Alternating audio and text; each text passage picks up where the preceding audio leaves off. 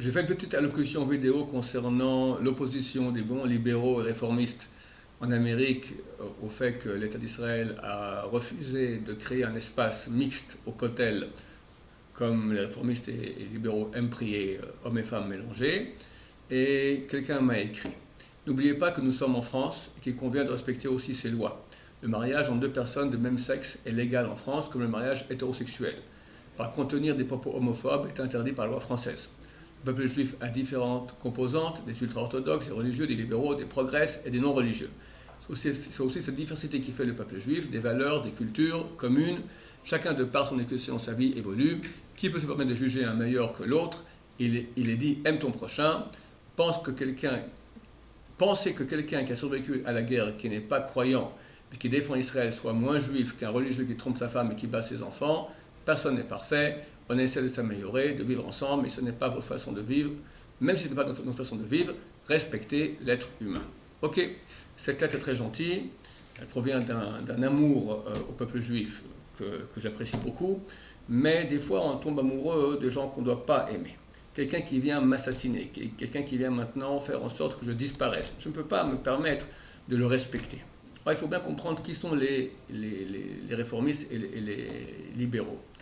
D'abord, je n'ai rien contre eux en tant que personne. Je n'ai pas de haine contre eux. Ces personnes sont malheureuses, elles n'ont pas le chance d'avoir une éducation juive. J'en veux pas du tout. Par contre, je dois critiquer les idées. Parce que les idées sont dangereuses. Pourquoi? Le plus grand ennemi du peuple d'Israël ne sont pas nos ennemis physiques. C'est l'assimilation. Les bouquins d'histoire disent qu'il y a 2000 ans, nous étions 6 millions de juifs, 2 millions en terre d'Israël, 2 millions en Égypte, 1 million en Babylonie, c'est 2 millions en Babylonie, 1 million en Égypte et 1 million disséminés dans l'Empire romain. Et comme ça dit ce bouquin d'histoire, à l'époque, nous représentions 8% de la population mondiale. Ça veut dire qu'aujourd'hui, au prorata, on devrait être combien? Quelque chose comme 600 millions. On va dire sur 7 milliards, ça fait 560 millions. On aurait dû être 560 millions, or nous sommes difficilement 15 millions. Alors, où sont passés les 545 millions manquants? Alors, une partie tuée dans les génocides du peuple juif, et non seulement ceux qui ont été tués, mais les enfants qu'ils auraient dû avoir qui n'ont pas eu, mais combien ça fait? Et la Shoah, qui est le pire événement que nous avons vécu, c'était 6 millions de juifs, l'Inquisition, les croisades, les pogroms en Pologne, tout ça, on n'est même pas arrivé à 100 000 personnes. Je vous donne un cadeau, même, allez, 100 millions, d'accord? 100 millions de juifs qui sont morts par les pogroms de façon physique, d'accord? Et c'est beaucoup moins que cela.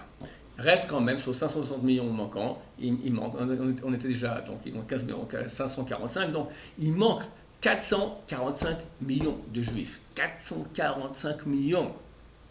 C'est la moitié des Chinois. C'est énorme. Où ont-ils disparu? Tout simplement, il y avait un juif orthodoxe, pratiquant.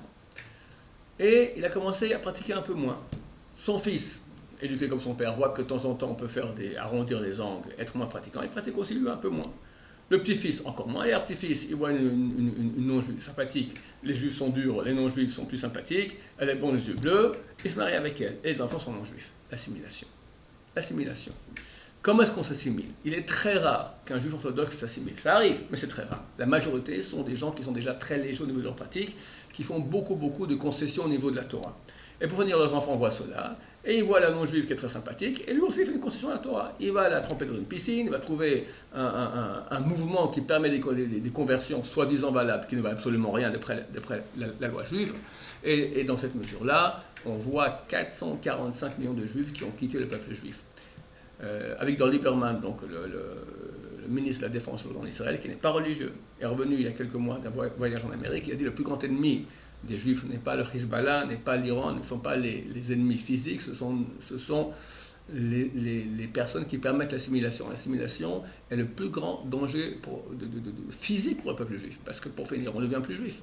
Donc on ne peut pas, en tant que juif, voulant la continuation du peuple juif, la pérennité du peuple juif, accepter les idées du monde libéral du monde réformiste.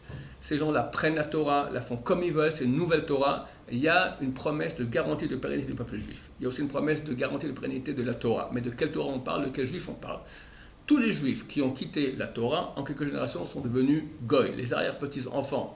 Il n'y a presque aucun arrière-petit-enfant de réformiste qui soit juif. Et si lui il est, son fils à lui ne le sera plus. La porte ouverte hors du peuple juif, ce sont ces mouvements-là. Donc quelqu'un qui aime, comme vous, le peuple juif, doit comprendre que bien qu'on est pour l'unité du peuple juif et qu'on est tolérant, oui, mais on ne peut pas tolérer les idées qui vont amener la disparition du peuple juif.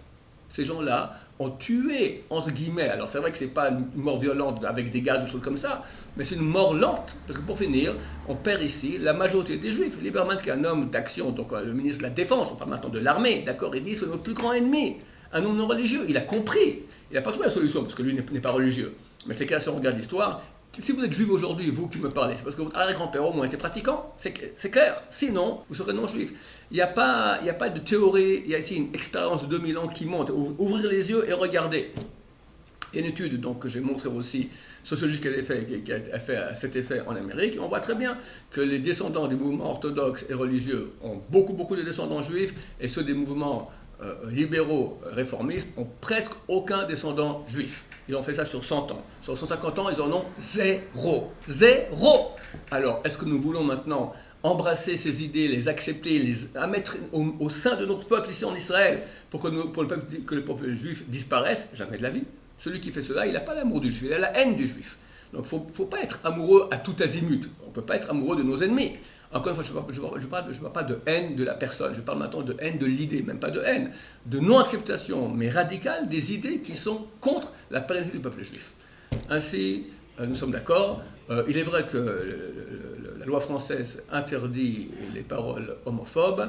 La Torah, la loi juive, est homophobe. La Torah dit, dans Vaïkra, chapitre 18, l'homosexualité est une abomination aux yeux de Dieu. Je le dis bien, c'est pas moi, c'est Dieu qui le dit dans sa Torah. Voilà, donc divergence d'opinion entre les Juifs et les Français. Que Dieu nous bénisse tous, vers Hachem d'une vraie unité, d'avoir tous les Juifs aux valeurs juives authentiques, que Machar vienne bientôt nous sauver de tous les menteurs. Amen.